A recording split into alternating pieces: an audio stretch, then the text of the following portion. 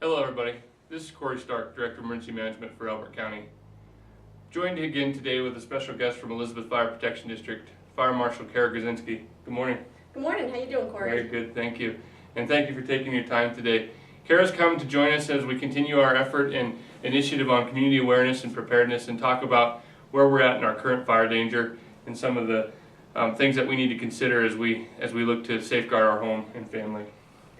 Again, Kara, thank you for taking some time to speak with us this morning.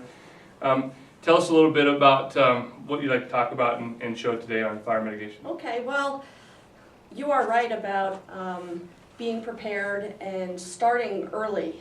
This year we are really under very hot, dry conditions, and we are starting to see some of our numbers and the numbers that we usually see in the summertime, June and July, the dryness that we're having. So people really need to start a little earlier in that fire mitigation. And I'd love to talk today about how to make your house fire safe, is what we call it, and things that they can do to be prepared if that day comes. It all starts with the homeowner. And if that homeowner can do this stuff ahead of time, it can make all the difference in the world in the outcome.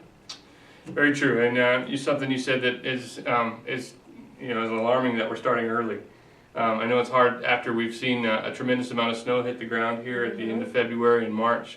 Here in Elbert County, we were just pummeled with snow. So it's hard to think that we're into a fire season after that, but the snow's in fact gone, and we do have those dry conditions. And one of those buzzwords that we're hearing around the community is defensible space, and I'd like to have you talk about that, kind of define that. And as we watch the images on television today and see all the wildfires that are currently in the news, it's a very real threat and a very real danger that we need to take a lot of safeguard precautions for. That is true, and there's a lot that individual homeowner, like I said, can do. And so I'd really like to maybe move over to our board, and I can show you a little picture of what that defensible space looks like. Fantastic. We'll see you over there. Okay.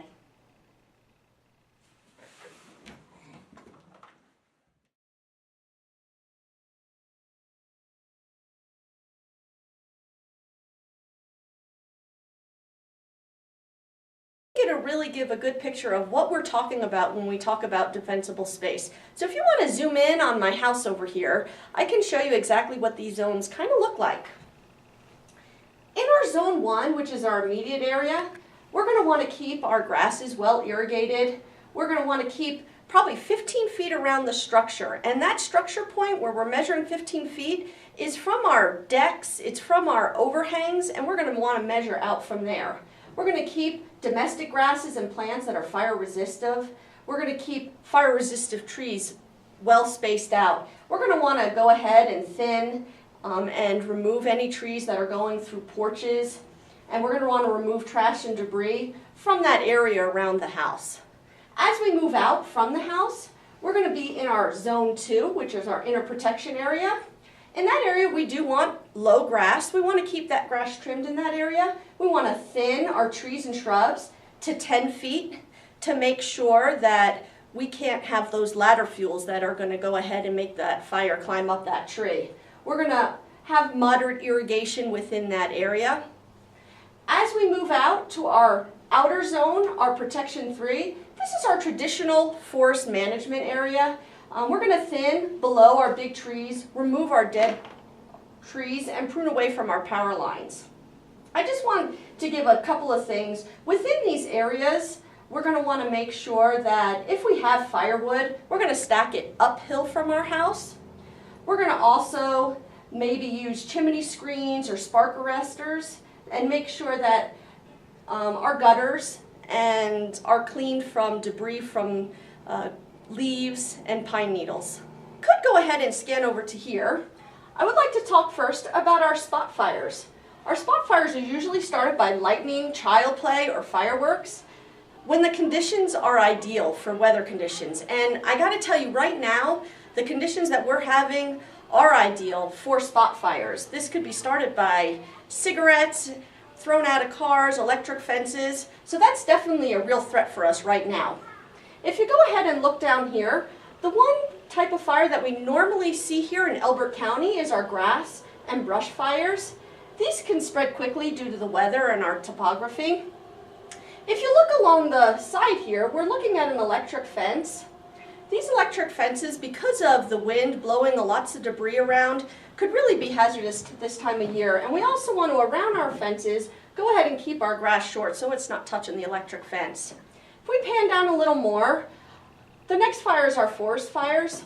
These fires are a lot more violent and devastating. Once these fires get into the trees and they start crowding to the top of the trees, we're looking at immediate evacuations within these areas.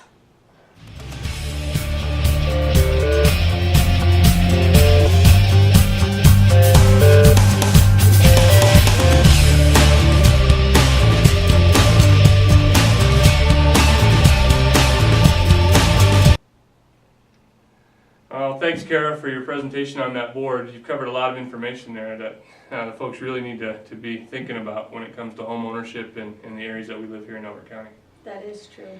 You said a lot of great things, and a few of them that I'd really like to kind of re-hit real quick as we move through this, as well as talk about a few things at the end here about preparedness. And one of the things that you said was working with your neighbors in your community for mitigation efforts. Just briefly talk to me again about that. We really want to emphasize that point. Well, it's great when a community can come together and they can start making their houses defensible as a community and not just as a single homeowner. So it's a great opportunity to get to know your neighbors and make a whole area instead of just one home. One of the things that you said in there that I think deserves another look is defendable fires for the fire districts. Well, firefighters tend to direct their efforts on houses that are defensible. And so if we can have those houses defensible, and we can make them fire safe, it gives the firefighters a fighting chance. So when you say that, and I look at an area that's got an overgrowth of shrubs and trees, and it's not been taken care of, chances are that fire is going to get a lot hotter and grow a lot faster to where firefighters can't get in there. Is that what you're telling me on that? Yeah, that is true. When there's a lot of fuels on the ground, that fire can move a lot faster. When it gets into the trees, it's really hard for our firefighters to fight fires that are in the trees. And so we really want to keep those trees trimmed and make sure that fire can't climb up and top those trees. Well, I think a fire chief around here said it best. Having access to be able to get a fire truck and good water supply in is critical too. That is very critical.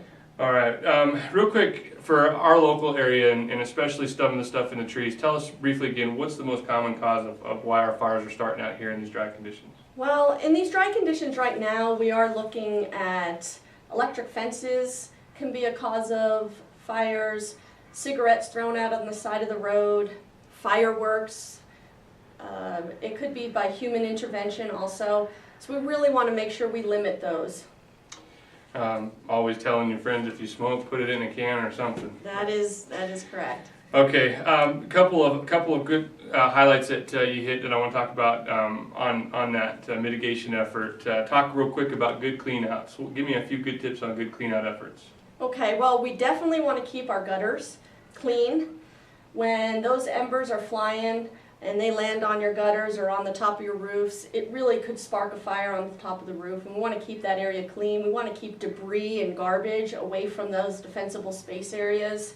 And we want to make sure if we do have trees or brush that are up against porches, we want to clear those out because that's really a way that fire can climb up and get into the house and into the eaves. Now, what are you telling somebody that's just bought their new house and they've got all sorts of ideas about planting new trees and shrubs? What kind of spacing do you want them to put those new trees?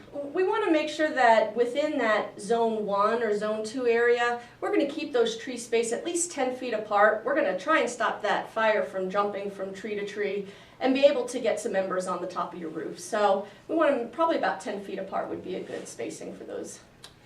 Okay, well, I think that you really gave a great picture of what those zones look like, and I would encourage the community, if you've got additional questions about those zones and about fire mitigation, that you contact the Elizabeth Fire Protection District and talk to Kara directly, or contact a local fire district wherever you live and ask them about their mitigation efforts and what you can do as a community member to partner up and take part of being that pillar in your community. That's true. Before we wrap up, there's a couple more things that we want to talk about real quick in closing, and we want to look at some evacuation efforts, and with the images and again all the discussions that are happening with local wildfires, evacuation is a key component. So from a county standpoint and a partnering district, I want to talk about our what we use for code our evacuations and Code Red. Do you want to talk briefly about what it is? Yeah, Corey, I can't even begin to tell you how important that Code Red system is for Elbert County, and to get those messages out quick. And it's a homeowner's best defense on knowing where that fire is going to go and getting that message, and being able to contact people on their cell phones and let them know exactly where the threat or the danger is. It's really critical. Okay, well, and it is our local reverse 911 or notification component. It's free to all residents in Elbert County, and all you got to do is sign up for it. Never assume that you have it if you haven't taken the time to sign up for it. So go to our websites. All of our fire departments. I know, Elizabeth, you guys have got the link for the sign up. Elbert County's got the link for the sign up. Just go get signed up, and we'll get you into the system.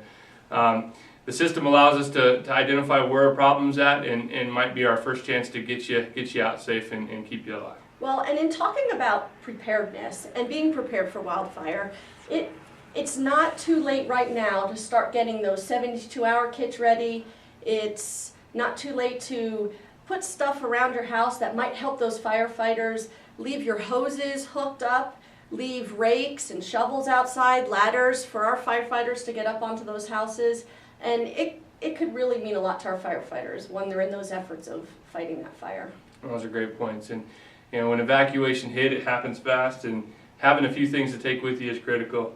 And everything else that can be left behind you can replace later. That is true. All right, real quick, I want to talk about public information. We've got the evacuations in place if you had to do that, and even if there's just fires in your area, one of the things that we're really taking serious is that public notification component. So I want to talk briefly about how we're starting to use those tools and what we're doing locally to be able to deliver the messages and where people can officially get the accurate information. You want to lead us off on that? Sure. We have a Twitter account which really that the fire department is going to use for our critical situations and our incidents. Our Twitter account is Elizabeth_fire, and from there you're going to receive messages that are the correct messages for the events or the incidents that might be happening within our area. There are also can be contacted on Facebook. Our Facebook account is Elizabeth Fire Rescue. And I know that we are also linked to you, Corey, with emergency management. So if you want to go ahead and let us know where to get you on emergency management side. Well, I think that's one of the things that's critical, and one of the things that's working so well is that we're all sharing that capability. So Elbert County Emergency Management is Elbert County OEM on Facebook and Twitter. These are locations where you're going to find official information and directions on where to go to get it. If you go to our site, you'll see you might see a link directly to the Elizabeth site if that's where the information's coming at. The key point on that is just always look for that official, critical, and accurate information so you know exactly what to do at a given time. And again, you're watching us here on Elbert County Emergency Management, Elbert County OEM. We'd like to thank you again for taking a few minutes of your time and taking that proactive step to be prepared and have that awareness in your community. And with that, I think we'll go ahead and say good day and get back to business. That sounds great. All right, good afternoon.